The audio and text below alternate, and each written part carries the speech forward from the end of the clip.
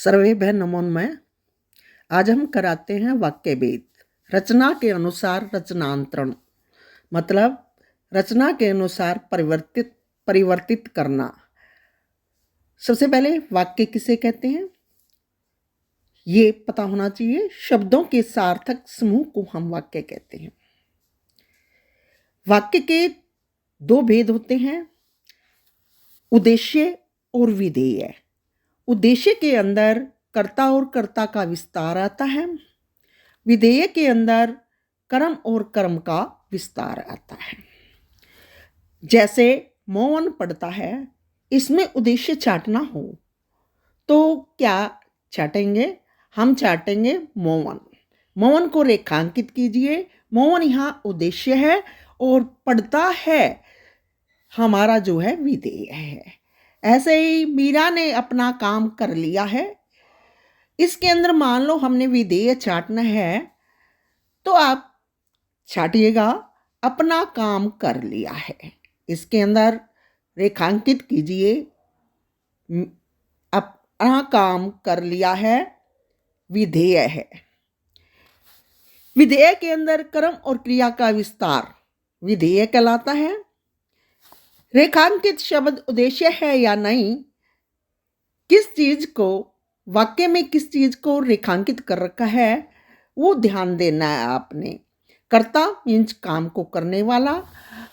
जैसे सोवन ने एक चित्र देखा, इसके अंदर अगर आपको कहा जाए कि विधेय छाटिए, सोवन ने एक चित्र देखा, एक चित्र देखा विधेय है और सोवन ने उद्देश्य है। रचना के आधार पर वाक्य के तीन भेद होते हैं। सरल वाक्य, जिस वाक्य में एक उद्देश्य तथा एक विधेय होता है वो सरल वाक्य कहलाता है। जैसे मैं पढ़ रही हूं, बच्चे खेल रहे हैं, मैंने एक बंदर देखा, ये सब सरल वाक्य के उदाहरण हैं। मीरा गीत गाती है या नहीं, ये एक सरल वाक्य है। तो इसके अंदर एक उद्देश्य और एक विधेय होता है। संयुक्त वाक्य, यह वाक्य समुच्चय बोधक द्वारा जुड़ा होता है।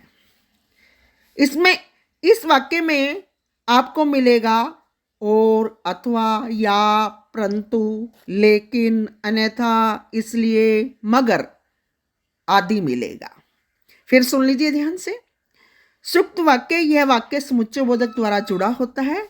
इस वाक्य की पहचान है और, अथवा, या, परंतु, लेकिन, अन्यथा, इसलिए, मगर आदि आपको मिलेगा। ध्यान रखिए, यदि संयुक्त वाक्य पूछा हो और ये आपको मिल जाते हैं और अगर परंतु आदि, तो ये संयुक्त वाक्य होगा। जैसे चाय लाऊं या ठंडा, या आ गया तो ये संयुक्त वाक्य है। राम ने अपनी पुस्तक उठाई और पढ़ने लगा, इसके अंदर संयुक्त वाक्य छाटिए। राम ने अपनी पुस्तक उठाई और पढ़ने लगा। यदि आपने और सोचा है और रेखांकित किया है तो आपका बिल्कुल ठीक है।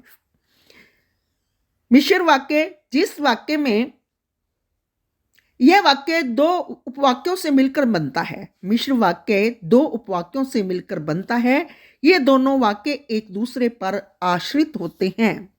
इसकी पहचान है, आपको मिलेगा वाक्य के अंदर यदि, तो, जब, तब, जैसा, वैसा, जहां, वहां की, कै को छोटे की मात्रा, बड़ी नहीं, कै को छोटे की मात्रा से यदि वाक्य जुड़ा है तो वाक्य आपका मिश्र वाक्य कहलाएगा। फिर सुन लीजिए। मिश्र वाक्य यदि, तो, जब, तब, जैसा, वैसा, जहां, वहां की, मतलब छोटी की से, बड़ी की से नहीं, कै को बड़ी की मात्रा नहीं, कै को छोटी की मात्रा से यदि वाक्य जुड़ा है तो वो आपका मिश्र वाक्य कहलाएगा। उदाहरण जैसे, जहां तुम जाओगे वहां मुझे ही पाओगे, जहां तुम जाओगे वहां तुम मुझे ही पाओगे। जहां रेखांकित कीजिए वहां, जाओ और वहां से जुड़ा हुआ है तो ये मिश्र वाक्य है। उसने कहा कि वह नहीं आएगा, रचना के आधार पर कौन सा वाक्य है, छोटी की से जुड़ा है। छोटी की किस पे आएगी, मैंने बताया अभी आपको कि मिश्र वाक्य में कै को छोटी की मात्रा से यदि वाक्य जुड़ा है तो वो मिश्र वाक्य होगा। वाक्य था आपका, उसने कहा कि वह नहीं आएगा, तो यह मिश्र वाक्य है। जब वर्षा होती है तब पानी ही पानी दिखाई देता है। जब वर्षा होती है तब, जब और तब से वाक्य जुड़ा है, एक दूसरे पर आश्रित है। तो ये वाक्य भी जो है हमारा मिश्र वाक्य है। तो पहचान याद रखिए कि यदि, तो, जब, तब, जहां, वहां छोटी की से यदि वाक्य जुड़ा है तो वह वाक्य मिश्र वाक्य कहलाएगा। अब हम चलते हैं उपवाक्य के बारे में। उपवाक्य के पहले, सबसे पहले आपको भेदों के बारे में पता होना चाहिए। उपवाक्य के दो भेद हैं, प्रधान उपवाक्य, दूसरा है आश्रित उपवाक्य। सबसे पहले मैं आपको प्रधान उपवाक्य की पहचान बताने जा रही हूं। जो उपवाक्य स्वतंत्र होता है वह प्रधान वाक्य कहलाता है, अर्थात जो सीधे सीधे समझ में आ जाता है, सरल वाक्य होता है, वही आपका प्रधान वाक्य कहलाता है। आश्रित उपवाक्य, यह वाक्य प्रधान वाक्य पर आश्रित होता है। क्या पहचान है, प्रधान वाक्य पर आश्रित होता है। जैसे उसने कहा कि तुम मेहनती हो, जैसे उसने कहा कि तुम मेहनती हो में यदि आपको छांटना हो कि उपवाक्य का भेद कौन सा है, तुम मेहनती हो, ये जुड़ा हुआ है। सबसे पहले जुड़ा हुआ कौन सा है, तुम मेहनती हो, आश्रित उपवाक्य है, और उसने कहा आपका प्रधान वाक्य है। फिर ध्यान से देख लो, प्रधान और आश्रित वाक्य छांटना है तो उसने कहा कि तुम मेहनती हो, एक ये वाक्य बोला मैंने, तो इसमें अगर प्रधान छांटना है तो उसने कहा, ये सीधा सीधा है, उसने कहा, हमें समझ आ गया। तो ये सरल वाक्य है कि तुम मेहनती हो, तुम मेहनती हो की से जुड़ा हुआ है, ये आश्रित उपवाक्य है। तो प्रधान वाक्य साधारण वाक्य होगा, सीधा सीधा आपको समझ में आ जाएगा। जो आश्रित उपवाक्य होगा वो किसी चीज से जुड़ा होगा, समुच्चय बोधक द्वारा जुड़ा होगा, व्याधिकरण समुच्चय बोधक द्वारा। और आपको तुम मेहनती हो मतलब जो समझ नहीं आता, जो डिपेंड है, उसको हम आश्रित उपवाक्य कहते हैं। संज्ञा उपवाक्य, यह उपवाक्य छोटे की से जुड़ा होगा। अब मैंने आपको बताया, एक है आश्रित उपवाक्य के दो भेद हैं, संज्ञा उपवाक्य और विशेषण उपवाक्य। क्या बता रही हूं आपको, संज्ञा उपवाक्य के बारे में पहले बता रही हूं। यह उपवाक्य की से जुड़ा होगा, छोटी की से। उपवाक्य पूछा हो, आप ध्यान दीजिए क्या पूछा है, ब्रैकेट में संज्ञा उपवाक्य पूछा है। संज्ञा उपवाक्य पूछा है यदि वाक्य छोटी की से जुड़ा है, कै को छोटी की मात्रा, वो संज्ञा उपवाक्य होगा। फिर विशेषण उपवाक्य, इसमें पहला शब्द सर्वनाम और दूसरा विशेषण होगा, दो वाक्यों से जुड़ा होगा, उसे हम विशेषण उपवाक्य कहते हैं। यह भी दो उपवाक्यों में पाया जाएगा। इसमें पहला शब्द सर्वनाम तथा दूसरा संज्ञा होगा। जैसे उस बच्चे को बुलाओ जो बाहर बैठा है, उस बच्चे को बुलाओ, उस सर्वनाम हो गया, बच्चा क्या हो गया, संज्ञा हो गया। तो यह हमारा वाक्य विशेषण उपवाक्य हो गया। ऐसे ही जिस बच्चे ने लाल टोपी पहनी है उस बच्चे को बुलाओ, जिस बच्चे ने लाल टोपी पहनी है, जिस बच्चे, जिस सर्वनाम, बच्चा संज्ञा, ये हमारा वाक्य जो है विशेषता बता रहा है, इसलिए ये विशेषण उपवाक्य है। क्रिया विशेषण उपवाक्य, इसमें या तो हमें उपवाक्य क्या मिलेगा, अव्यय मिलेगा, या फिर पूरा वाक्य होने या करने के बारे में बताएगा। पूरा वाक्य, दोनों वाक्य होने या करने के बारे में बताएंगे, और अव्यय मिलेगा। जैसे जब डॉक्टर घर पहुंचा तो रोगी मर चुका था, जब क्या है हमारा अव्यय है। जब डॉक्टर घर पहुंचा, रोगी मर चुका था, होने और करने के बारे में बताया गया है, ये हमारा वाक्य क्रिया विशेषण उपवाक्य है।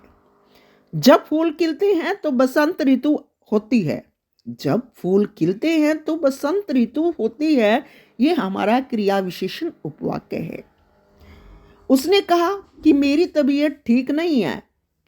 उसने कहा कि क्या को छोटे की मात्रा, मेरी तबीयत क्या ठीक नहीं है, तो ये भी हमारा क्या है, संज्ञा उपवाक्य है।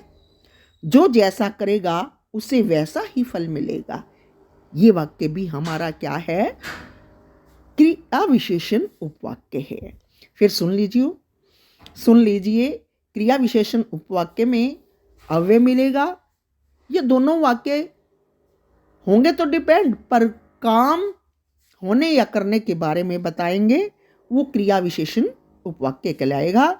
इसमें अव्यय का होना जरूरी है, और क्या कहते हैं, या तो छोटी की से वाक्य जुड़ा होगा या इसके अंदर अव्यय मिलेगा, वो क्रिया विशेषण का उपवाक्य कहलाएगा। मैंने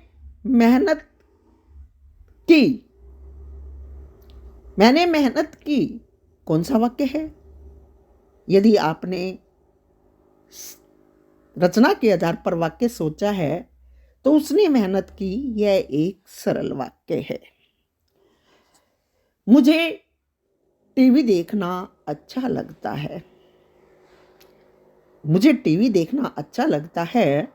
अगर आपने इस वाक्य को संयुक्त वाक्य सोचा है तो आपका गलत है, यह भी सरल वाक्य है। मैं अपनी बहन के घर गई और वहां जाकर 2 दिन रही और आ गया। बताइए ये कौन सा वाक्य है? ये संयुक्त वाक्य है।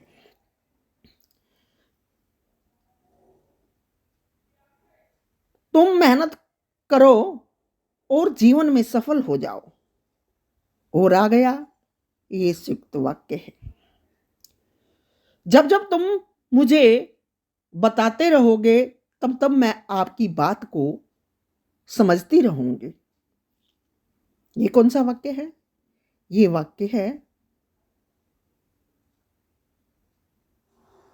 कौन सा वाक्य है? मिश्र वाक्य है। जब जब तुम मुझे बताओगे तब तब मैं तुम्हारी बात को समझती रहूंगी। ये आपका कौन सा वाक्य है? आपका वाक्य है ये मिश्र वाक्य। तो मैंने आपको बताया रचना के आधार पर वाक्य। आप इसे अच्छी तरीके याद कीजिए। अगले में मैं आपको 50-50 वाक्य करने के लिए दूंगी, वो आप हल कीजिए। यदि आप हल कर देते हैं तो समझ लीजिए आपको आ गए। उसके उत्तर भी मैं आपको साथ साथ देती रहूंगी। धन्यवाद।